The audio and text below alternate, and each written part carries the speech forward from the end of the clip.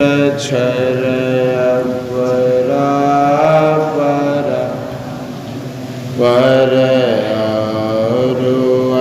अक्षर पार निर्गुण सगुण के पार सत्य असत हो के पार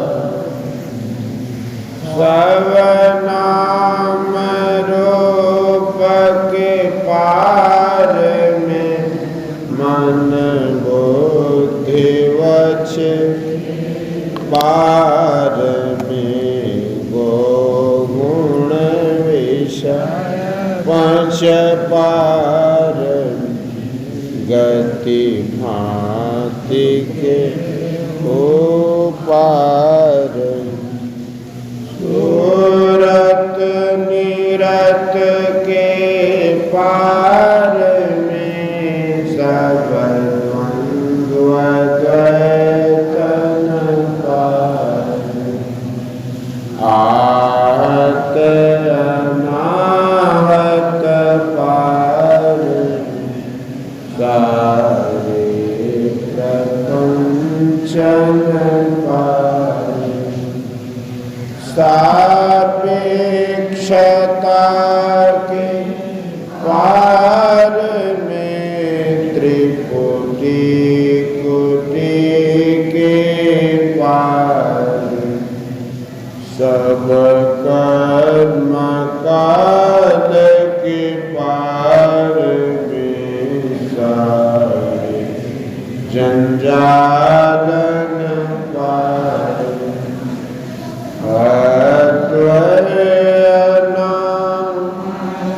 अमल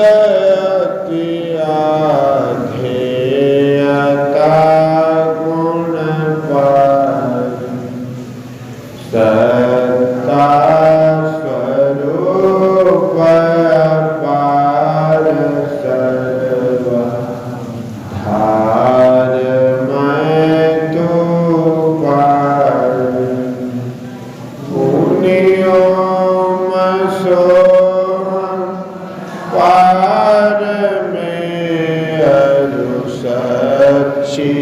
सच्चिदानंद पार अनंत व्यापक व्याप जो मुनि व्याप व्यापक पार गर्भ मुखर्व जासु जो है शांतन पार सर्वेश अखिलेश विश्वेश है सब पार सत शब्द धर कर चल मिलन आवरण सारे पार सद्गुरु करुण कर तर ठर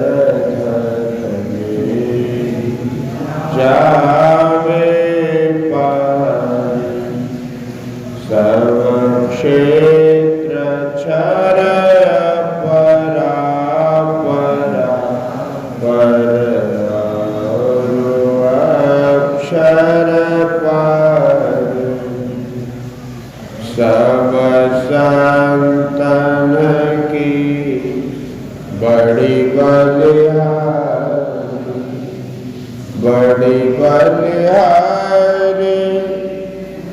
बड़ी बलिहारी सब संतन की बड़ी बलिहारी उनकी स्तुति के ही विधि की जय मोरी मति अति नीचे अनाड़ी सब संत बलिहारी दुख भंजन भव खंडन गंजन ज्ञान ध्यान निधि जग उपकार विंदो ध्यान विधि नाद ध्यान विधि सरल सरल जग में परचार सब संतन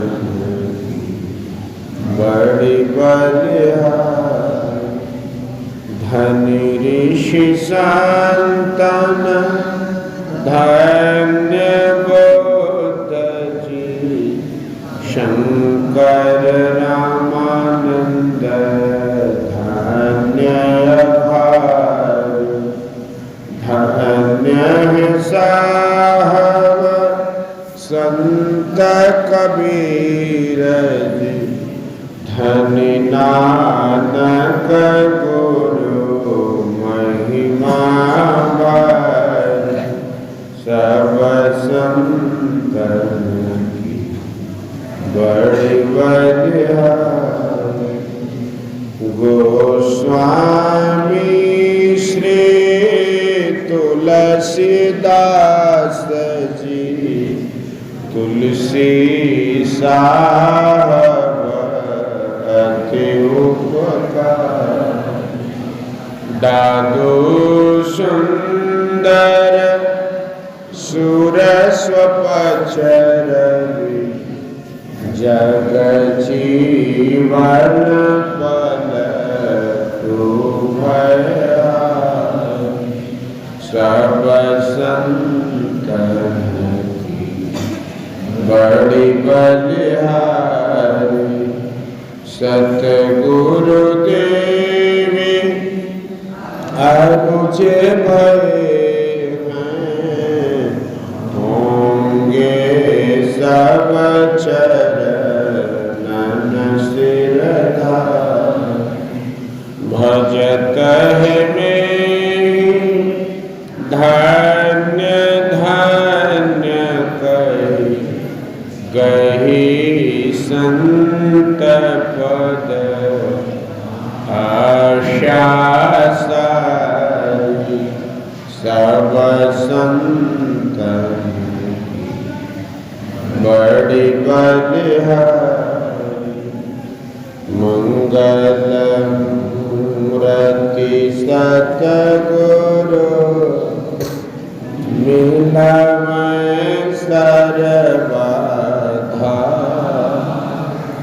मंगलमय मंगल करण बिनवो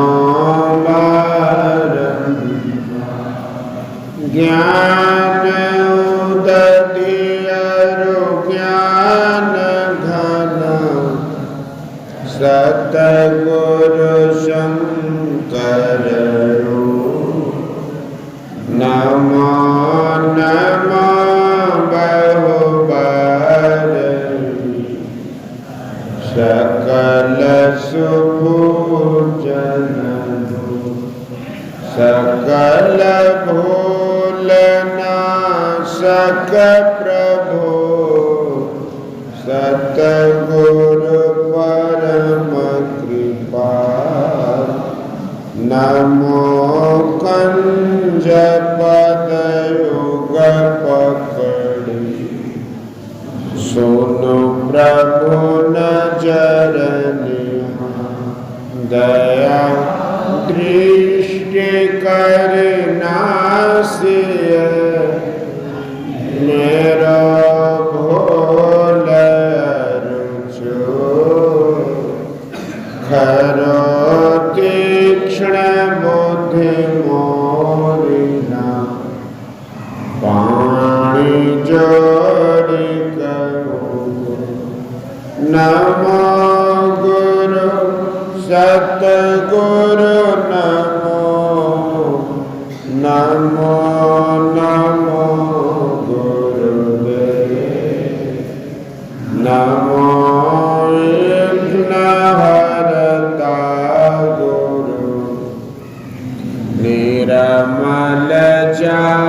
को ब्रह्म रूप सतगुरु नमो प्रभु सर्वेश्वर राम दिवाकर रूप गुरु नाशक ब्रह्म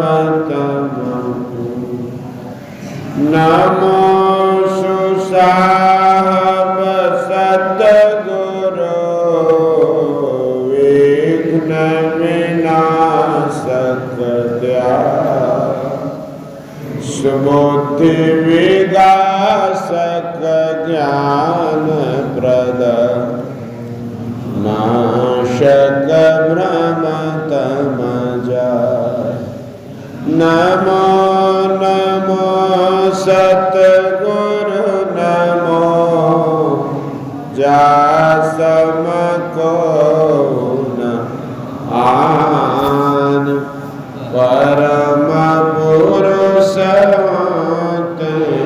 अधिक गावे संत सुना जय जय परम प्रचंड तेज तम मोह विनाश जय जय तारण तरन करण जन शोध बोध जय जय बोध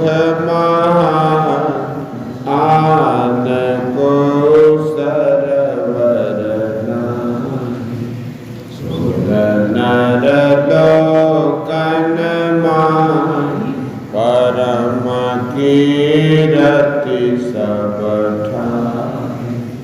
सतगुरु परम उदार सकल जगति जय तम अज्ञान महान भूल चूक भ्रम जय जय ज्ञान अखंड सूर्य भवति विनाश जय जय जय सुख रूप सकल भवत्रास हरास जय जय संसृति रोग शोक को वैद्य श्रेष्ठता जय जय परम कृपाल सकल अज्ञान चूक हर जय जय सतगुरु परम गुरु अमित अमित प्रणाम नित्य करूं सुमिरत रहूं प्रेम सहित गुरु नाम में जयति भक्ति भंडार ज्ञान अरु ज्ञान निखे योग बतावनिहार सरल जय जय अति करणहार बुद्धि तीव्र जय जय जय गुरु जय जय गुरु महाराज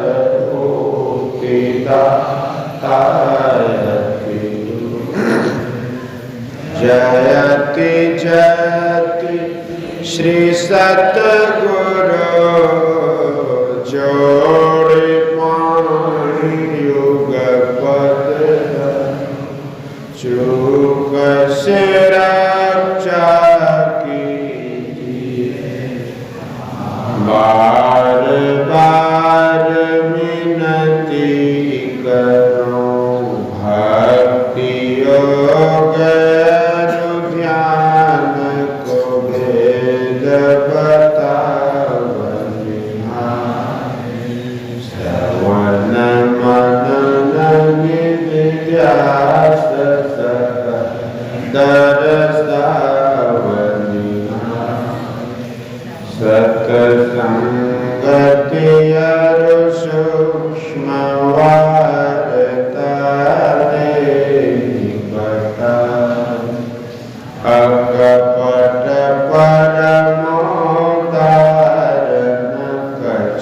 गुरुधर छिपाए।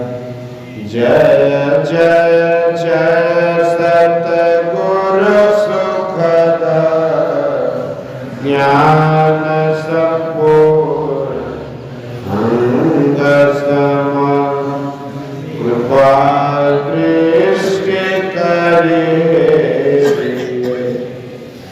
हरिय युक्ति वेदांग अव्यक्त अनंत अजय मूल परमात्म जो ध्वनि प्रथम स्फुटित पराधारा जिन से कहिए स्फुट है स्फुट वही उद्गीत वही ब्रह्मनाद शब्द ब्रह्म वही अति मधुर प्रणव ध्वनि धार वही परमात्म प्रतीक प्रभु का धुन्यात्मक नाम वही है सार शब्द शब्द वही है सत चेतन अव्यक्त वही व्यक्त व्यापक नाम है सर्वव्यापिनी ध्वनि राम वही सर्वकर हरि कृष्ण नाम वही है परम प्रचंड शक्ति वही है शिव शंकर हर नाम वही राम नाम अगुण वही है अकथय पूर्ण काम वही स्वर व्यंजन रही अघोष वही चेतन ध्वनि सिंधु दोष वही है नाम वही ऋषि सेवित प्रभु का नाम वही मुनि सेवित गुरु का नाम वही भजो मम प्रभु नाम भजो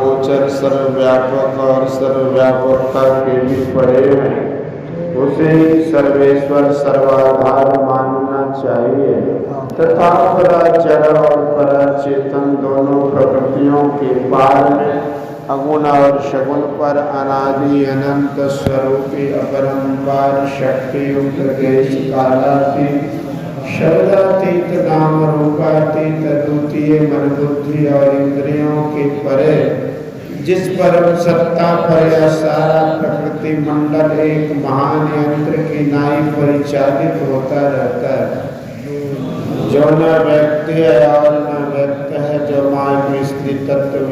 है, जो अपने से बाहर कुछ भी अवकाश नहीं रखता है, जो परम सनातन परम पुरातन एवं सर्वप्रथम से विद्यमान है। संत मत में उसे ही परम अध्यात्म पद व परम अध्यात्म स्वरूपी परम प्रभु सर्वेश्वर कुल मालिक मानते हैं। जीवात्मा सर्वेश्वर का अभिन्न अंश है, प्रकृति आदि अंश सहित है और सृजित है।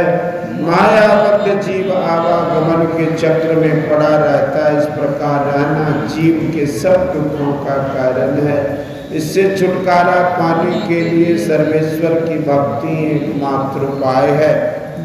मानस जप, मानस ध्यान, दृष्टि साधन और सुरत सब योग द्वारा सर्वेश्वर की भक्ति करके अंधकार, प्रकाश और शब्द के प्राकृतिक तीनों पर्दों से पार जाना और सर्वेश्वर से एकता का ज्ञान प्राप्त करके मोक्ष पा लेने का मनुष्य मात्र अधिकारी है। झूठ बोलना, नशा खाना, व्यभिचार करना, हिंसा करनी अर्थात जीवों को दुख देना व मत्स्य मांस को खाद्य पदार्थ समझना और चोरी करने, इन पांचों महापापों से मनुष्यों को अलग रहना चाहिए। एक सर्वेश्वर पर ही अचल विश्वास, पूर्ण भरोसा तथा अपने अंतर में उनकी प्राप्ति का दृढ़ निश्चय रखना, सद्गुरु की निष्कपट सेवा, सत्संग और दृढ़ ध्यानाभ्यास, इन पांचों को मोक्ष का कारण समझना चाहिए। श्री सद्गुरु की सारी शिक्षा याद रख चाहिए, अति अटल श्रद्धा प्रेम गुरु भक्ति करनी चाहिए। मृगवारी सब ही प्रपंच विषय सब दुख रूप, निज सूरत को इनसे हटा, प्रभु में लगाना चाहिए। अव्यक्त व्याप पर जो राजते सबके परे, उस अनंत प्रभु में प्रेम करना चाहिए। जीवात्मा प्रभु अंश जैसे अंश नभ को देखिए, घट मठ प्रपंच जब अंश कहना चाहिए। प्रकृति उत्पत्ति होवे प्रभु की मौज से, अचा अनात्या स्वयं हर बीज न चाहिए। आवागमन सम दुख दूर है नहीं जग में कोई, इसके निवारण के लिए प्रभु भक्ति करनी चाहिए।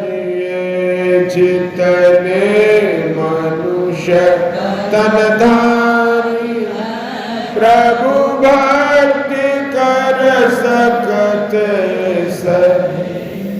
अंतर भाव भक्ति कर घट पट हटाना चाहिए। गुरु जाप मानस ध्यान मानस कीजिए, दृढ़ साध कर इनका प्रथम अभ्यास कर, श्रुत शुद्ध करना चाहिए घटतम प्रकाश शब्द पट जीव पर है चार कर पृष्ठ अरुध्वनि योग साधन ये हटाना चाहिए इनके हटे माया हटेगी प्रभु से होगी एकता फिर द्वैतता नहीं कुछ रहे असमानन दृढ़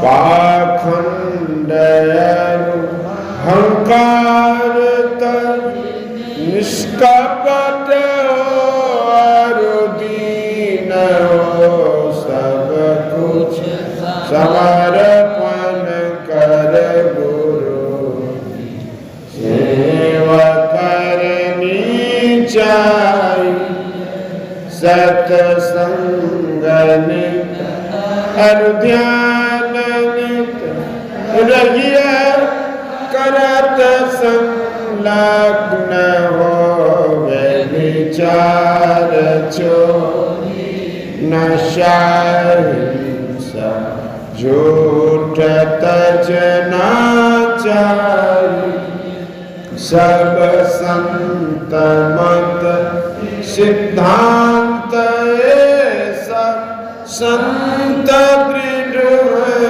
कर दे सिद्धांत को दृढ़ रखना चाहिए यह सार है सिद्धांत सबका सत्य गुरु को सेवना बिना कुछ बिना गुरु सेवा करनी चाहिए श्री सद्गुरु के सार शिक्षा याद रखनी चाहिए अति अटल श्रद्धा प्रेम से गुरु भक्ति करनी चाहिए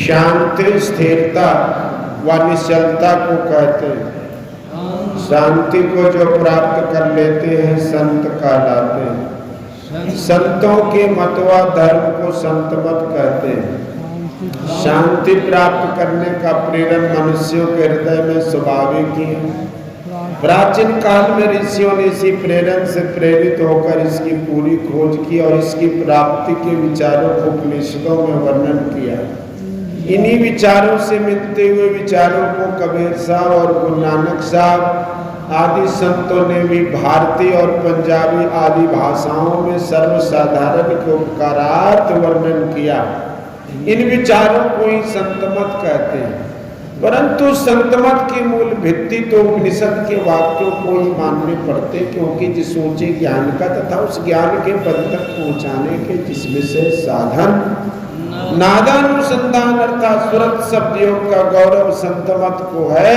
वे तो अति प्राचीन काल किसी भित्ति पर अंकित होकर जगमगा रहे हैं भिन्न भिन्न काल तथा देशों में संतों के प्रकट होने के कारण तथा इनके भिन्न भिन्न नामों पर इनके अनुयायियों द्वारा संतमत के भिन्न भिन्न नामकरण होने के कारण संतों के मत में पृथक ज्ञात होता है परंतु यदि मोटी और बाहरी बातों को तथा पंथाई भावों को हटाकर विचारा जाए और संतों के मूल एवं सार विचारों को ग्रहण किया जाए तो यही सिद्ध होगा कि सब संतों का एक ही मत है श्री सद्गुरु महाराज की जय श्री सद्गुरु महाराज की जय महर्षि में ही सत्संग सुधा सागर से परमाराध्य संत सद्गुरु महाराज का प्रवचन,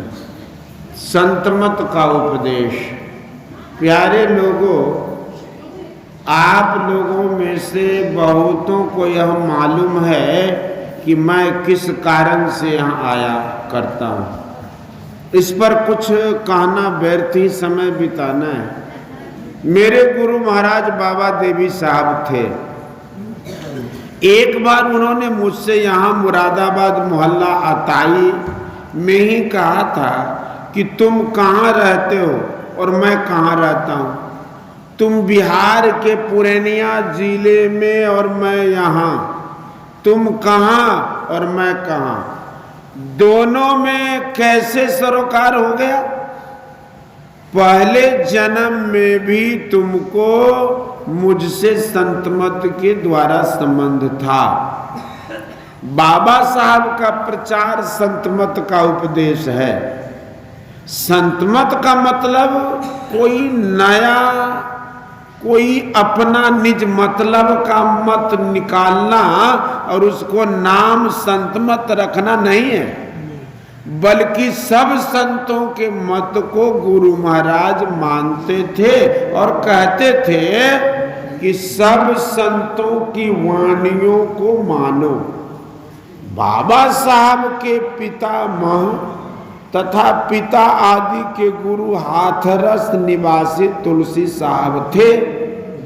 उनको लोग घट रामायण बाबा देवी साहब ने छपवाई है, जिसे सत्संग में पढ़ने का आदेश वे दे गए के कर्ता मानते हैं। उन्होंने भी यही कहा कि मेरा कोई खास मत नहीं, सब संतों ने जो कहा वही मत मेरा है। तुलसी संत भेद विधि गाई, संत भेद तब अगम लखाई। घट रामायण पृष्ठ 194। संत गुरु और पंथ न जाना, यही संत पंथ हित माना। घट रामायण पृष्ठ 198। तुलसी गति गाई, शब्द सुनाई।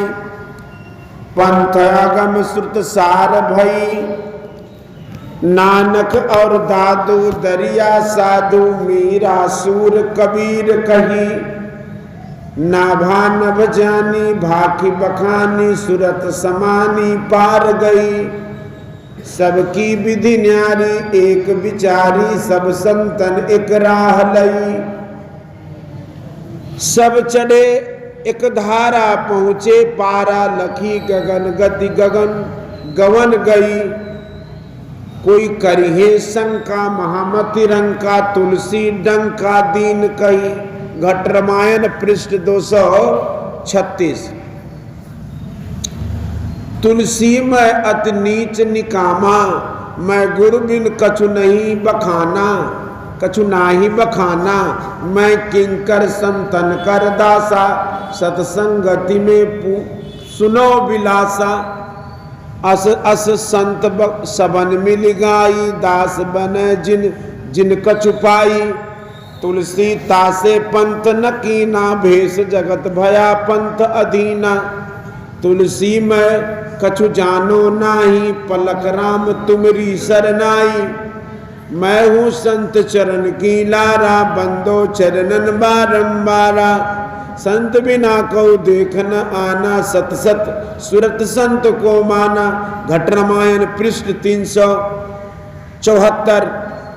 संतन गति गाई, अगम सुनाई। जिन जिन पाई पार भई। सब मिली गावा, मैं हूँ सुनावा। अगम अथाह आद कही, देखो निज बानी। संत बखानी, जिन दिन जानी जान लई। घट रामायण पृष्ठ 375। हम संतन मत अगम बखाना, हम तो इष्ट संत को जाना। घट रामायण पृष्ठ 434। देखो सब संतन की साखी, बूझ ज्ञान जब खुली है आँखी। घट रामायण पृष्ठ 435। सब संतों की वाणियों से यही जाना कि ईश्वर की भक्ति करो। सब संतों की वाणियों को पढ़ा जाए तो यही जानने में आएगा कि सब संत ईश्वर की भक्ति करने के लिए कहते हैं। सब मनुष्य दुखी हैं, कोई धनी गरीब विद्वान अविद्वान कुछ भी हो, सबके सब दुखी रहते हैं। दैहिक विकार के साथ साथ मन के विकार सताते रहते हैं। इनसे छूटना मनुष्य का काम है। दुख से बिल्कुल छुट्टी मिल जाए, इसलिए संत कहते हैं कि ईश्वर की भक्ति करो। यहाँ तुलसी कृत रामायण की यह बात याद आती है। राकापति षोडश वही तारा गण समुदाय, सकल गिरिन दबलाइए बिनु रवि रात न जाए। ऐसे ही बिनु हरि भजन खगेसा, मिटहिन जीवन केर कलेसा। अर्थात पूर्णिमा के 16 चंद्रमा अथवा 16 कलाओं से युक्त चंद्रमा उगे, तारे घनों के सब झुंड भी उगे, सब पर्वतों में आग लगा दी जाए, परंतु बिना सूर्य के रात नहीं जाती। हे गरुड़ जी, इसी प्रकार बिना हरि भजन किए जीवों का क्लेश नहीं मिटता। यह बिल्कुल ठीक है। इसलिए संतों ने ईश्वर का भजन करने का। ईश्वर का भजन कैसे हो, इसके लिए ईश्वर का स्वरूप जानना चाहिए। पहले स्वाध्याय और साधु संत विद्वान से सुनकर श्रवण ज्ञान होता है। पढ़े सुने के विचार करने को मनन ज्ञान कहते हैं। श्रवण और मनन के बाद जानने में आता है कि प्राप्तव्य वस्तु क्या है। ईश्वर को प्राप्त करो, यही प्राप्तव्य वस्तु है। जिस कर्म से वह पाया जाए वही भक्ति है। ईश्वर स्वरूप क्या है, इसके बारे में संतों के ग्रंथों में ऐसा लिखा है कि स्वरूप तो वह परमात्मा इंद्रियातीत है। अर्थात बाहर की 10 इंद्रियां और भीतर की 4 इंद्रियां, इन 14 इंद्रियों के ज्ञान से वह परे है। राम स्वरूप तुम्हार वचन अगोचर, बुद्धि पर अभिगत अकथ अपार, नेत नेत नित निगम कर। यह उसका स्वरूप है। जग पेखन तुम देखन हारा, विधि हरि शंभु नचावन हारे, तेऊ न जानई मरम तुम्हारा, और तुम्ही को जानन हारा। सोई जाने जय देहु जनाई, जानत तुम्ही तुम्ही होई जाई। तुम रही कृपा तुम्ही रघुनंदन, जानई भगत भगत उर चंदन। चिदानंदमय देह तुम्हारी, विगत विकार जान अधिकारी। गोस्वामी तुलसीदास जी। चिदानंदमय देह कोई मनुष्य देह नहीं हो सकती, उसे अधिकारी जन जानते हैं।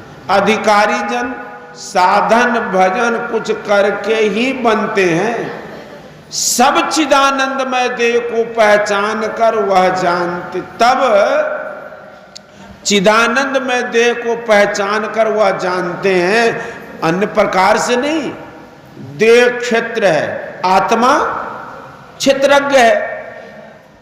अन्नमय कोश चिदानंदमय नहीं है, चेतन शरीर चिदानंदमय है। चिदानंद और नर्तन में भेद नहीं था, ऐसा नहीं।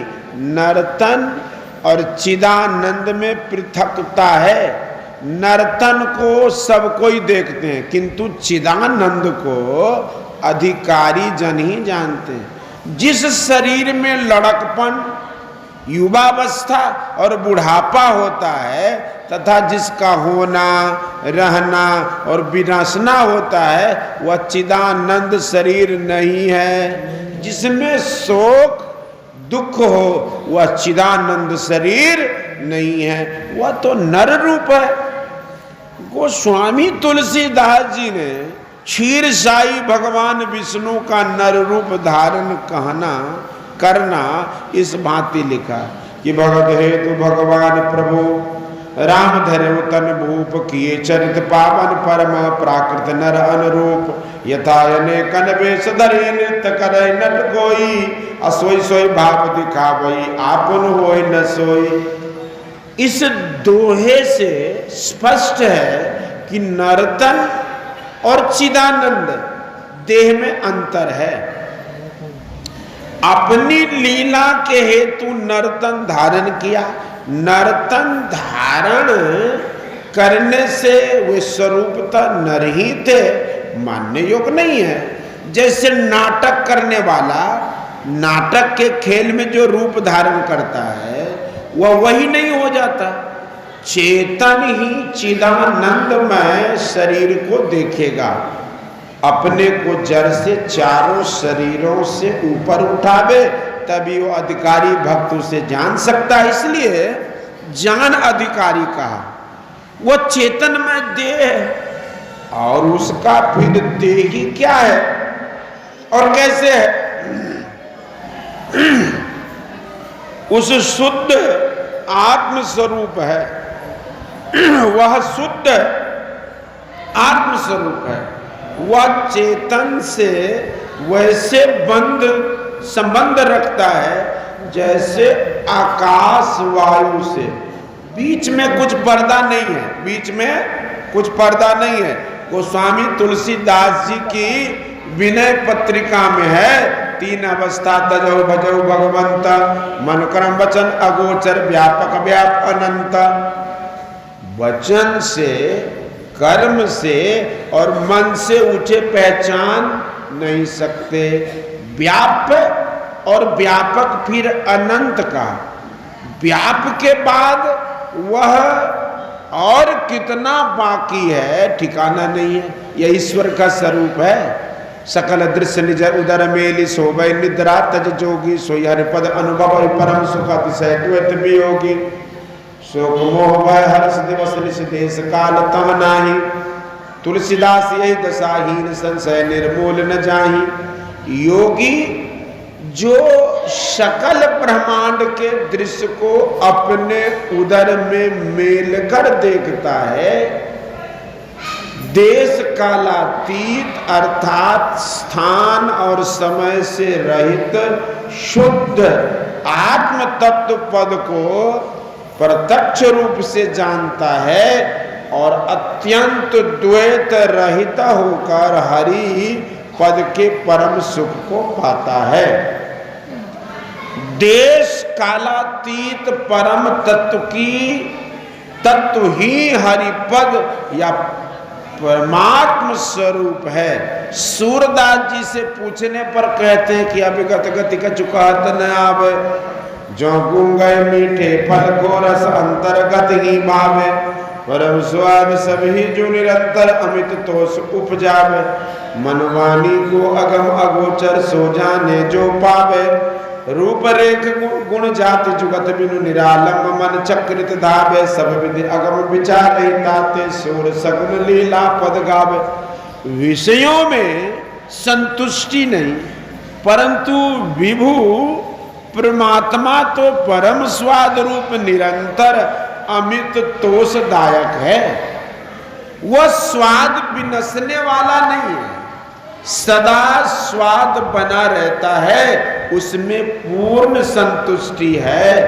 मानो अधिकारी भक्त संतुष्टि के समुद्र में डूबा रहता है, वह कुछ चाहता नहीं है। जो मन वचन से अगोचर है उसे वही जानता है जो पाता है।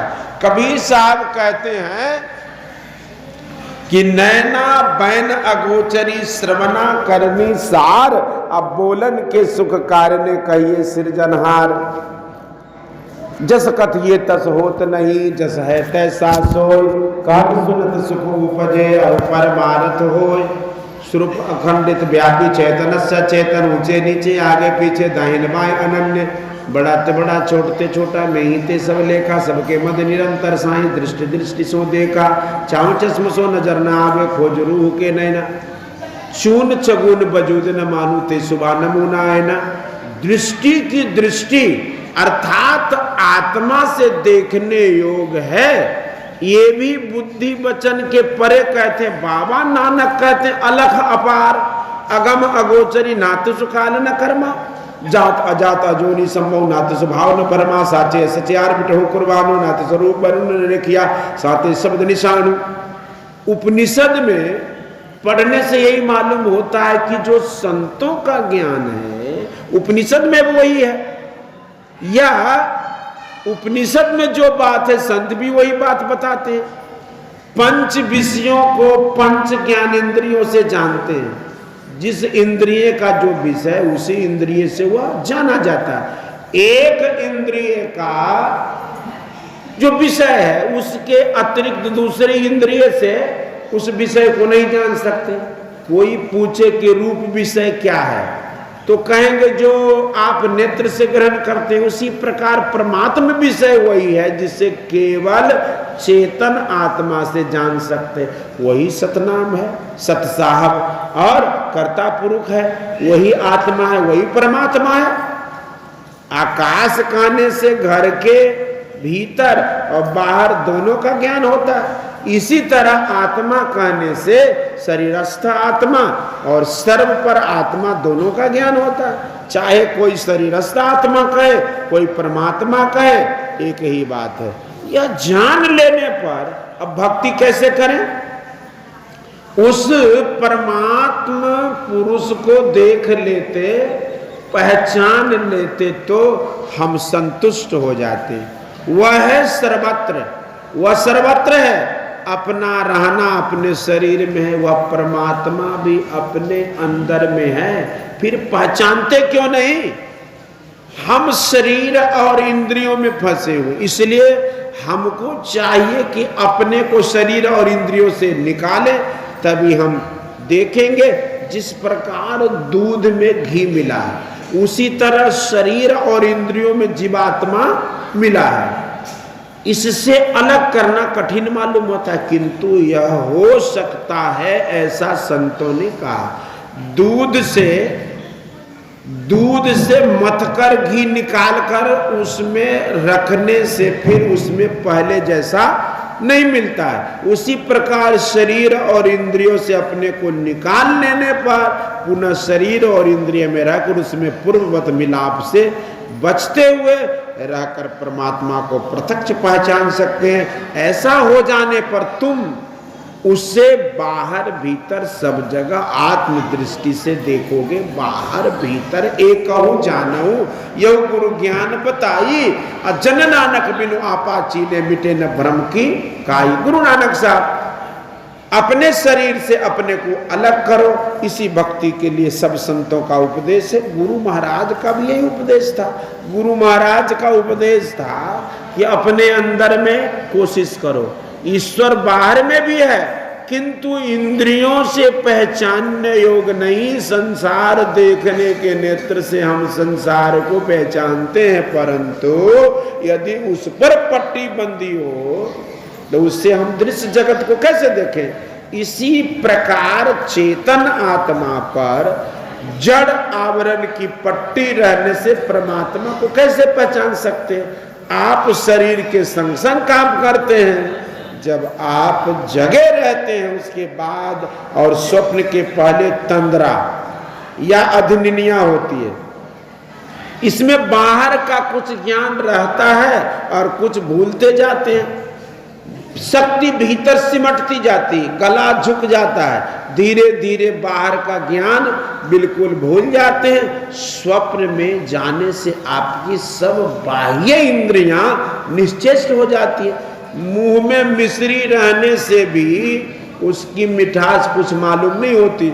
इस प्रकार मोटी इंद्रियों से आपको छुट्टी मिली किंतु मानसिक इंद्रियां रहती हैं। फिर आप गहरी नींद में सो जाते हैं और इनसे भी छुट्टी मिल जाती किंतु आप बेहोश रहते हैं। फिर जगते हैं और पहले जैसे बरतते हैं। यह साधारणतः होते रहता है। ऐसा कोई साधन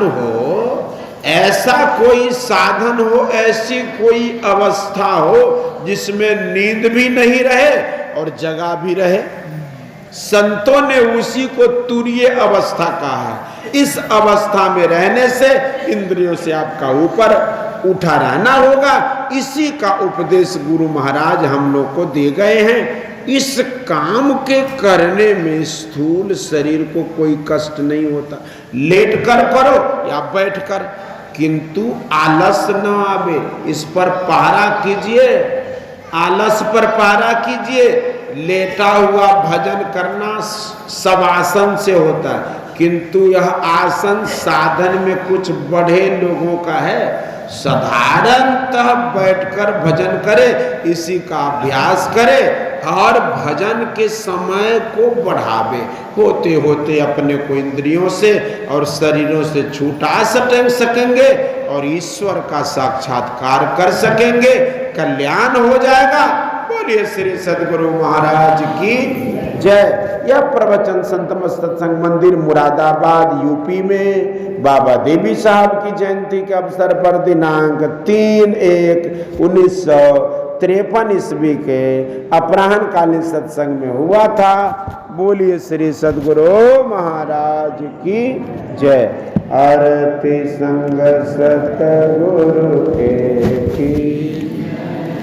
अंतर जोत होत लख लीजय, पाँच तन अग्नि जरा, दीपक चास प्रकाश करी जय, गगन रवि शशि फल फूला, मूल कपूर कलश धर जय, अक्षत नवतारे मुकुता, पमाल हार गुहि जैसे तत्व मिष्टान मीठा, चंदन धूप दीप सब चीज, झनक झाम झमन मीन मंजी, मधुर मधुर धुनि मृदंग सुनी जय, सर्व सुगंध उड़ी चढ़ी आकाश, मधुकर कमल के धुनि जय, निर्मल ज्योत जरत घट माही, देखत दृष्टि दोष सब अमृत बहिया, सतमत द्वार अमर रस बीज पियो, सुरत मतवा चरचर उमगिया वीरस बीज, कोटमा छवि तेज उजारी, अलख पार लखी लागन की जय, छिछिन सुर अधर पर राख, गुरु प्रसाद अमरस पीज, दमकत कर कड़क गुरु धाम, उलटिया लाल तुलसी तन थी, आरती तन मंदिर में की, दृष्टि युगल कर सन मुख दी, चमके बिंदु सूक्ष्म ब्रह्म ज्योति अनुपम लख लीजय, जगमग रूप ब्रह्मांड निरखी निरखी ज्योति तज दीजय, शब्द सुर अभ्यास सरल तर करी करी सा, शब्द कही लीज, ऐसी जुगति कया कर त्याग, भव ब्रह्म वेद सकल मल सची जय भवखंड आरती निर्मल करी में अमृत रस पीज आरती तन मंदिर में की दृष्टि युगल कर सन्मुख दी। बोलिए प्रेम से श्री सद्गुरु महाराज की जय। जय गुरु महाराज, जय गुरु महाराज, जय गुरु महाराज। श्री सद्गुरु महाराज की जय।